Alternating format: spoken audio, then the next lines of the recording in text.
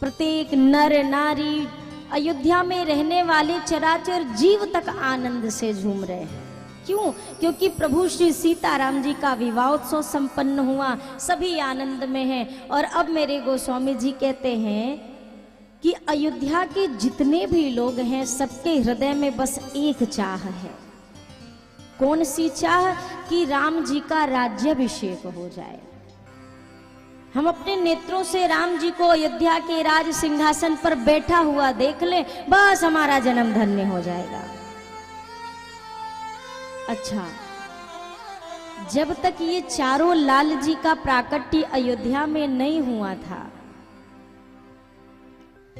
तब तक अयोध्यापुर वासियों के हृदय में ये कामना रहती है, विधाता कृपा करके हमारे महाराज को एक पुत्र रत्न ही दे दो, सिर्फ एक हो जाए घर का दीपक, इतना भी काफी है। ये उनकी पहली मनोरथ थी। अच्छा, कृपा हुई ठाकुर जी की, 4 पुत्र रत्न आ गए महाराज दशरथ जी के यहाँ। अब अयोध्यापुरवासी मनी मन कहते हैं कि ये कितनी जल्दी बड़े हो जाएं, हम इनको बढ़िया आंगन में खेलते हुए देखें। थोड़े बड़े हुए, यज्ञोपवीत संस्कार हुआ। अब सबके हृदय की इच्छा, ये जल्दी से बड़े हो जाए, इनका विवाह हो जाए, इनके विवाह में शामिल होंगे, कितना आनंद आएगा। विवाह भी हो गया। अब अयोध्या वासियों के हृदय की एक नई कामना, क्या? कि राम जी राजा बन जाए।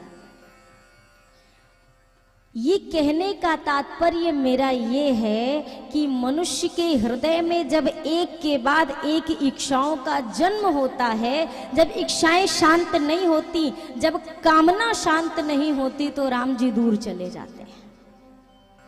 एक के बाद एक कामना हुई, एक के बाद एक कामना हुई, और अंत में परिणाम क्या? लोग कामना करते रह गए और राम जी अयोध्या को छोड़कर चले गए। कामना, इच्छा, चाहत। देखिए, जिंदगी में हम कोई भी कार्य 2 स्थिति से करते हैं, 2 कारणों की वजह से।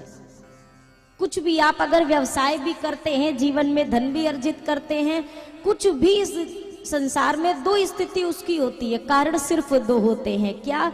एक होती है इच्छा और एक होती है जरूरत। एक आवश्यकता होती है और एक चाहत होती है।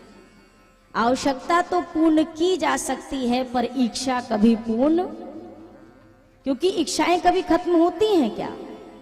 कभी होती हैं खत्म। अब आपके घर में भी जब बेटा भया होगा, बेटा पलना में है और वाके ब्याह के लिए जेवर जुटने लगते हैं, बहू आएगी, ये क्या है? ये एक आपके हृदय की कामना है। अच्छा, चलो बच्चे का विवाह हो गया।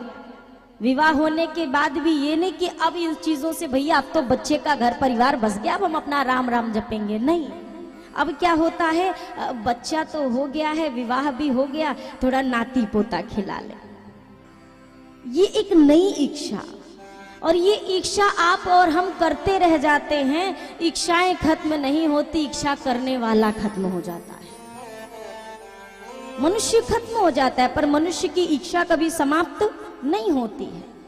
आप जरूरत के हिसाब से चीजें बनाएंगे, आप सुखी रहेंगे, और अगर इच्छा के हिसाब से चीजें बनाएंगे, आप कभी सुखी नहीं हो सकते, कभी भी नहीं।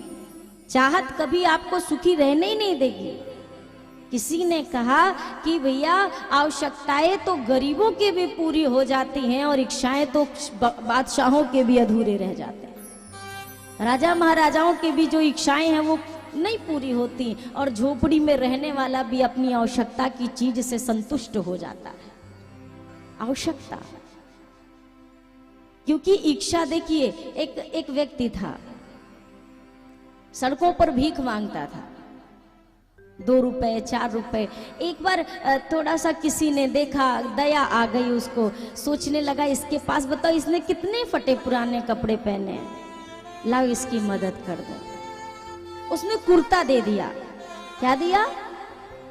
बोलिए, कुर्ता, बोलत रहो। कुर्ता दे दिया। अब ये नया कुर्ता पहने और भीख मांगने जब आज निकला अपनी ड्यूटी पे, इसको बड़ी शर्म आई।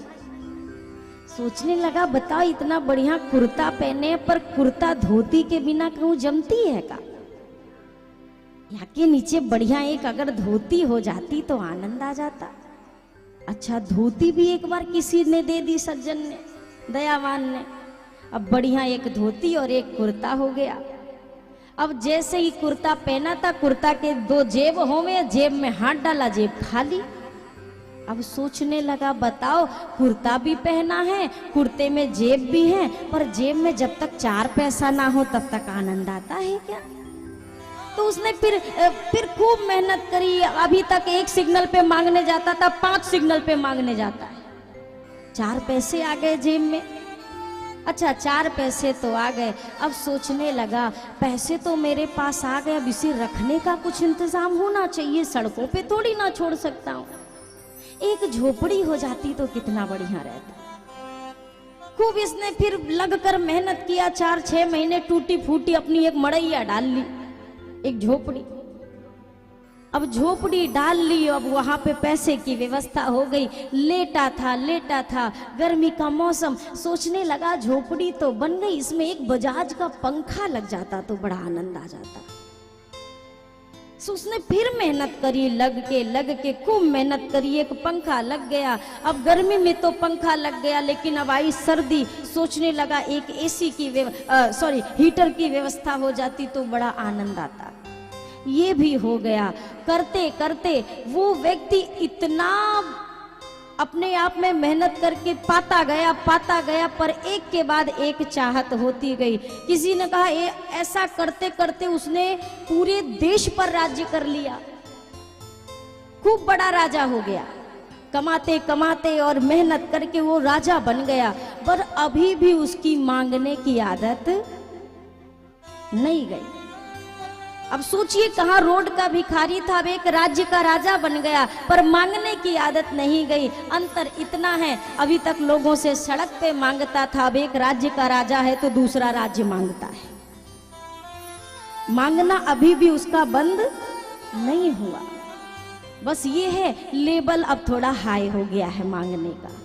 अब वो पैसे नहीं मांगता है, खुले पैसे नहीं मांगता है। आजकल मांगने वालों की स्थिति भी बड़ी विचित्र है। आप 1 रुपए दे के देना किसी को, वो 5 का सिक्का आप ही को पकड़ा देंगे।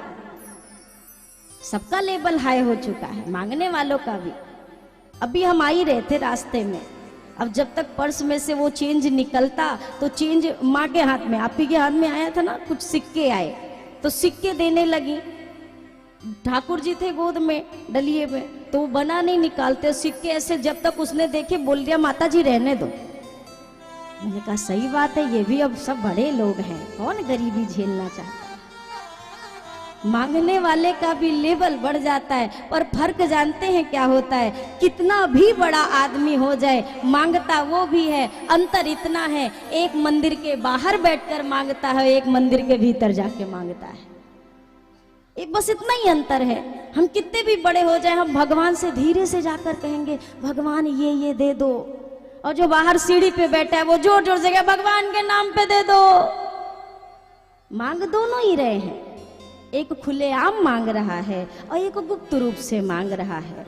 मांगने में दोनों लगे हैं। और मैंने आपसे प्रारंभ की कथाओं में निवेदन किया, मांगने का काम थोड़ी देर के लिए बंद किया जाए। कुछ दिन मांगो, चलो आपको लगता है अरे नहीं कहेंगे भगवान से तो कैसे होगा, चलो कुछ दिन मांग लो, पर कुछ दिन मिल भी लो, कुछ दिन मिल भी लीजिए जाके। श्री अयोध्या कांड की कथा हमारे वही जीवन की कथा है। हम सबके जीवन में ये स्थितियां आती हैं। यहाँ पर बैठा ऐसा कोई नहीं है जिसके जीवन में ये क्षण, किसी के में आ चुका है, किसी का आ रहा है, किसी का आएगा, पर इससे बचना